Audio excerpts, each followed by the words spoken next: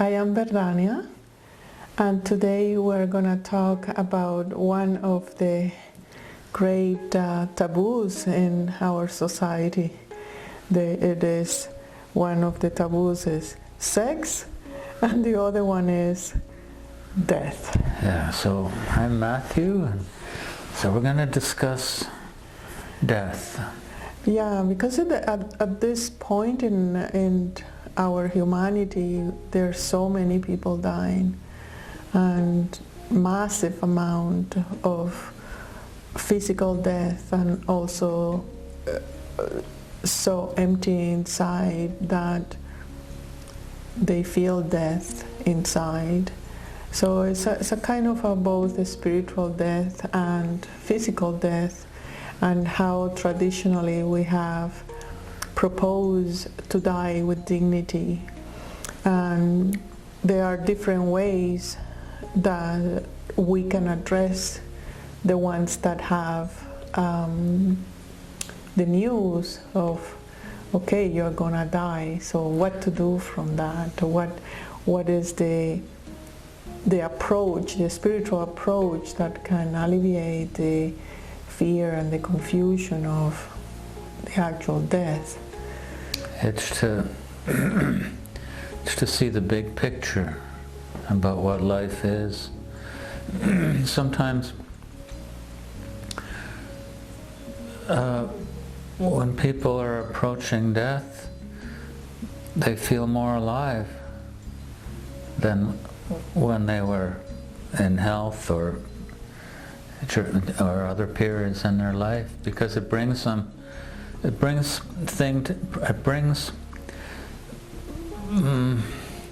their life to a focus, like what is the purpose, and we look around for love, for those that we love. We look for meaning, where in our life it didn't really, for many people it doesn't really matter, like to be so close to the ones we love, it doesn't have the same profound meaning. And not only the meaning, but the gratitude as well, as you're saying. Our gratitude increase, and our sense of fraternity, and our sense that I am going to die too, and how I have lived my life, and if this person is going through this, how I am positioning myself in front of my own death and in my own life.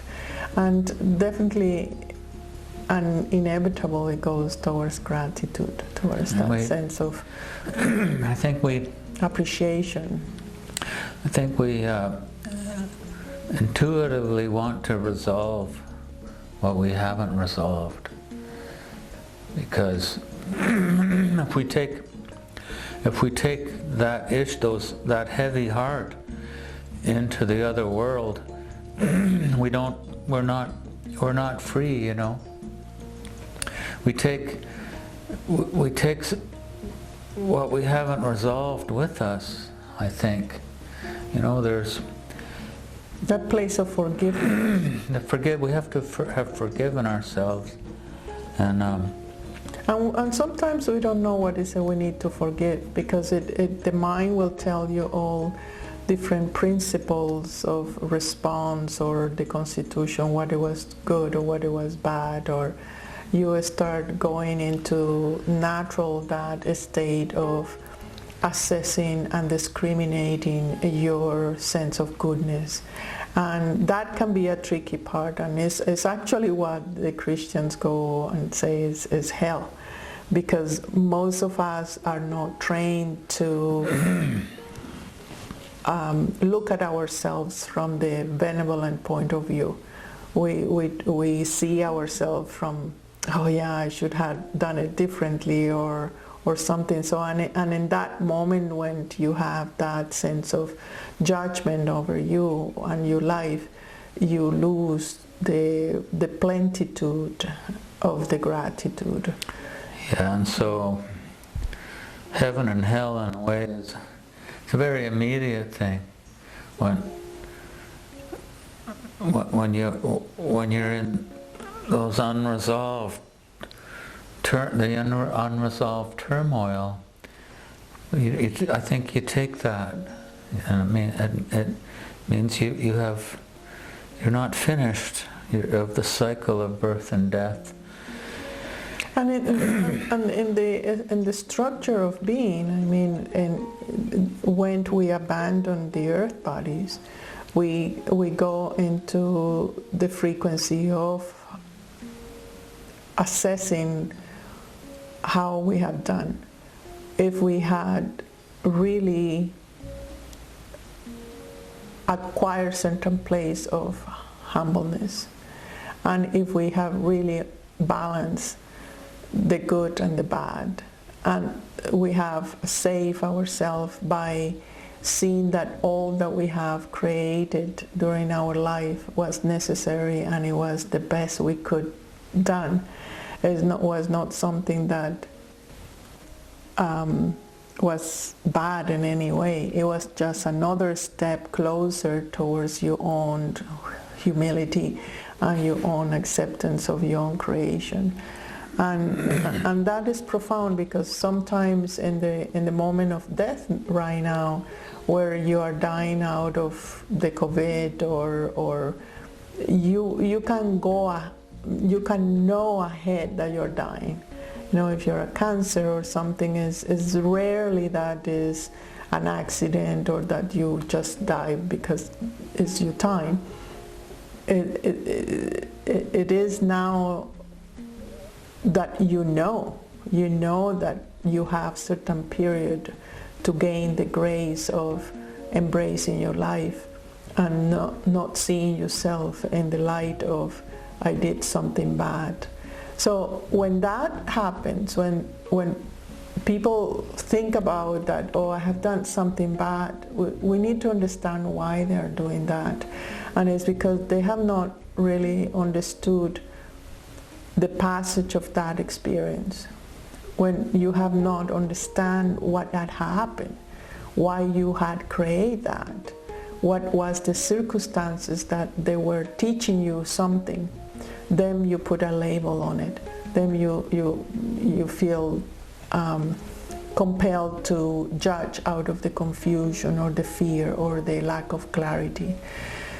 So it's better to receive that feedback from others and say, well, what do you think was my teaching in this particular situation with this particular person, mother, father, spouses, sons, daughter, etc. What did I learn?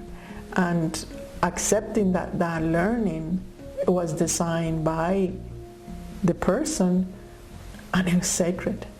And in that way is not only just, okay, let's forgive. It's more than I forgive. It's more I understand. I have the clarity of why I did design my life this way. And also seeing the part that, okay, I designed this way, but I always was against my design. I want to be different. That I was proposing myself, and in that contradiction you're not going to die in peace, and you're not going to live in peace either. I think of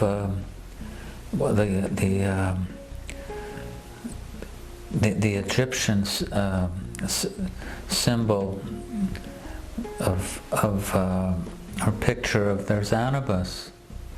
And there's a scale, and on either side of the scale, one side is a feather, and the other is the heart. And if the heart is heavier than the feather, you can't pass. And well, of course, Anubis is after death. He's the one that takes us to the other world. And if our heart is too heavy, he can't take us. It's like we're bound to the earth planes, I think. And but if our heart is light, then we're free. If we have not if we have not held back love, if we hold back love, that'll take us back too. It's all about freedom, which is why we're here. It's to learn. Yeah, and to love our life, to love our design, our learning. To accept what we have created, and see it in a positive way, and not judge ourselves. And you're saying something very, very important, because it leads me to that inner ceremony about death, where we are alone, and even if we have made peace with our life, and this is just one part of it, the next one is to praise our life. So it's to have that grace when we meet the other ones around and say, I praise you because you have been part of my life. You are being my feedback of how I am in front of my own self. And to have that attachment to the loved ones, and say, if your heart is too heavy, if you have if you're not going to make peace with the attachment, that you are giving freedom to others to experience you in a different way. Your heart cannot fly. You cannot really go anywhere. And it's in that moment where the relationship between the ones that have died and the ones that are living have equal responsibility to celebrate, equal responsibility to do something to release the other. And because otherwise it becomes heavy, becomes the attachment, it becomes something that is not conducive to the completion of the process of death. And for that I remember years ago a ceremony that you used to do, the death feast. The death feast. Yeah. It's to let go. It's to help the ones that have already left us to let go as well. Can you describe a little bit how that was? So maybe some of you maybe benefit from different traditions that can be helpful in that detachment. It was from a native tradition. I suppose cultures all around the world have different variations of it. This particular one was it was called the Death Feast, and it was done on a full moon. Mm-hmm.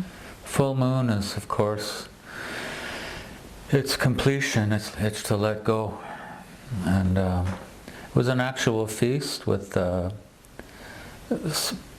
specific foods: no salt, no garlic. Was Three Sisters soup, corned bean and squash, and it would start. The drum would start at sundown, and the prayer would start. The tobacco would start. The offering of tobacco, and it would go. The prayer of thanksgiving and inviting all the spirits, all our relations, and then there'd be a table, and everyone would sit around the table, and everyone would have a portion, and there'd be a spirit plate like a setting for the spirit. Oh, the person who is dying. The person who, or the spirit who had departed, yeah. And you could also do it like to let go of a spirit or an illness. It could be often in indigenous cultures it's perceived as a spirit, you know. An illness is a spirit, or it's something that doesn't want to let go. It's perceived as an actual spirit which you feed. And there was a lot of other traditions around it. The women would, like everyone would have a scarf. Everyone would be given a scarf. And throughout the year the women would weave those scarves into quilts.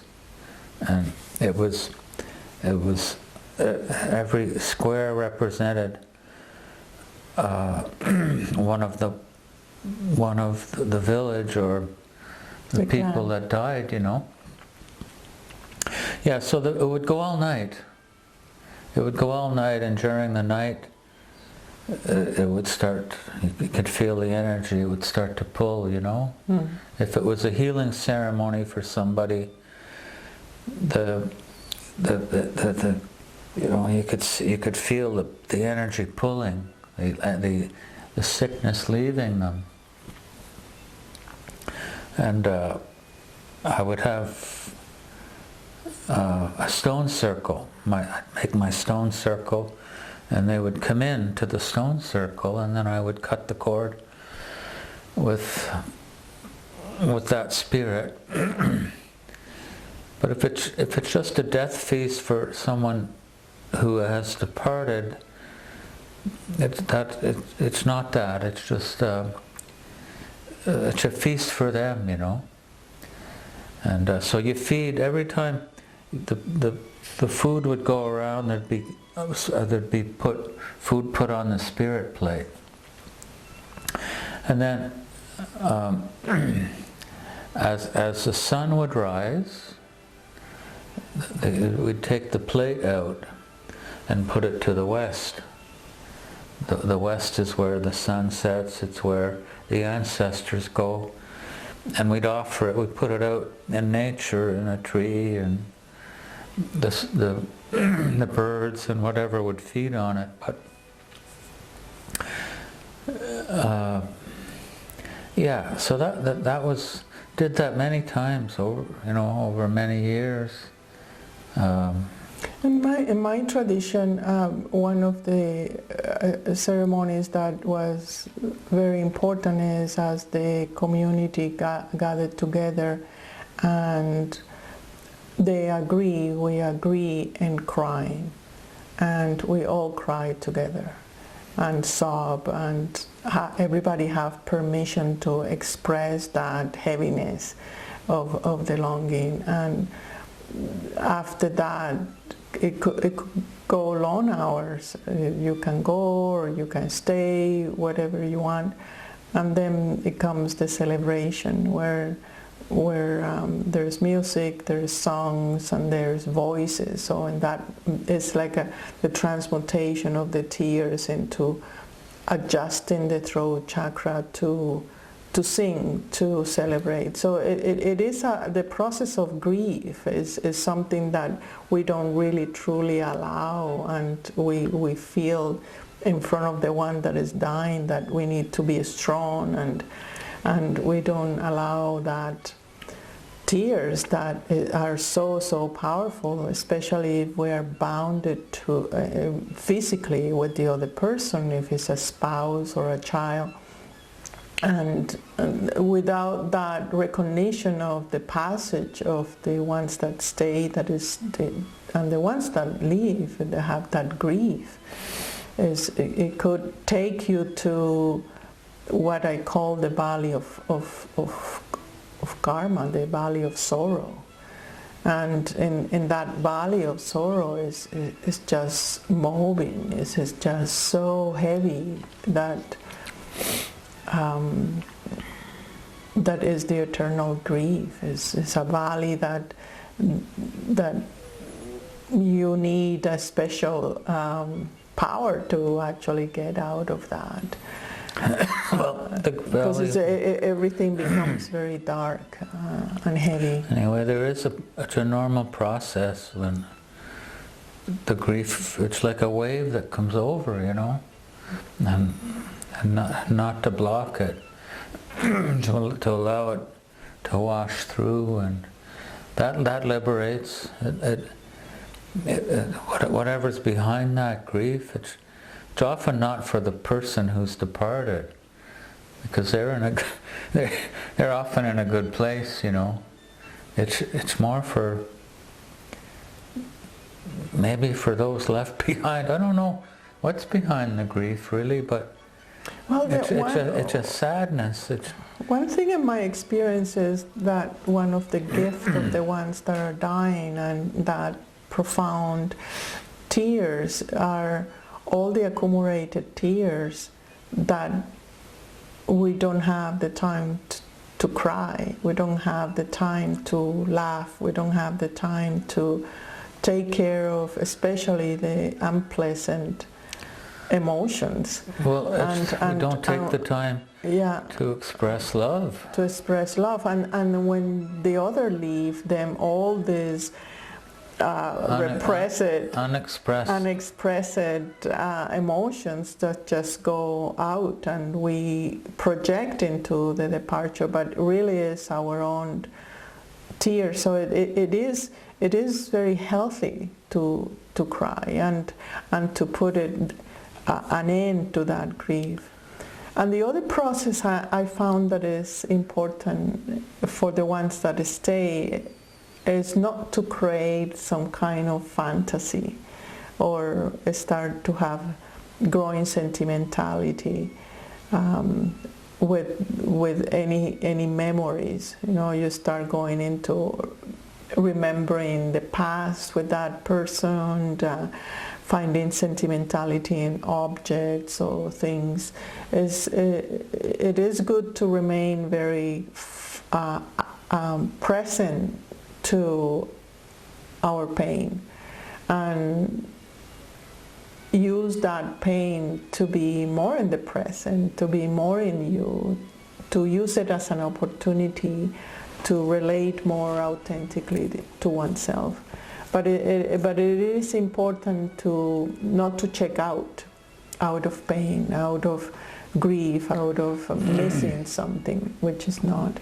And as you say in the beginning, it's about the bigger picture, because it's something inevitable to all of us. You complete the lesson, and even if you think that you're not deciding your own death, you are. You are choosing everything, the way you want to go and how you're going. Everything is in perfection to your own lesson. And it's is to have the bigger picture that it was necessary for me. It's done this chapter, and that the afterlife is not really any difference. It's just you are. Well, the sages have always said it's like awakening from a dream. Yeah. Where what we call our waking life is like a dream. And that's why we have to sleep for half our life. Because if you're too long in a dream, you go insane. You start to lose it, you know. You have to go back to the one, to the source, in deep sleep.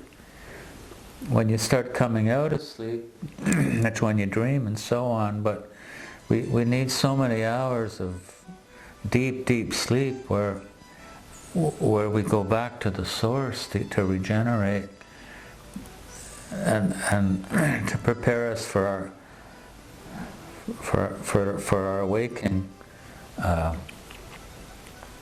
life, you know, where we have to deal with issues that we've created in order to learn. Yeah, and that the death is not gonna remedy anything. We have heard recently very news of youngest people cutting themselves as a fashion, for example. The fashion is to commit suicide, and to see it that it doesn't matter if you are in form and you decast from the form. Your soul, your existence, your perception is going to continue.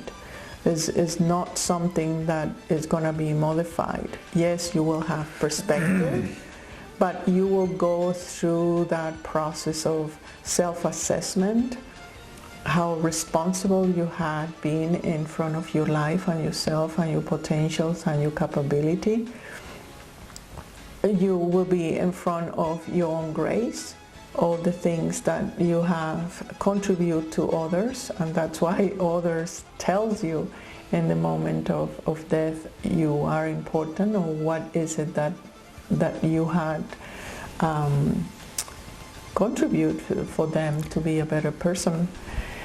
And then the avoidance of the sorrow of the departure, not to have the sentimentality, and when you are on the other side to wanting to return or to wanting to cut clear and continue it into the assessment of a bigger picture of yourself, because you will see that this moment on earth is just a little chapter of what you have lived in other planets and between lives, and that it is a continuation that is perfect, that it has order, that it has justice, and that you design, that you are part of that design. So demythifying death is demythifying life, and to embrace death is to embrace the fullness of life.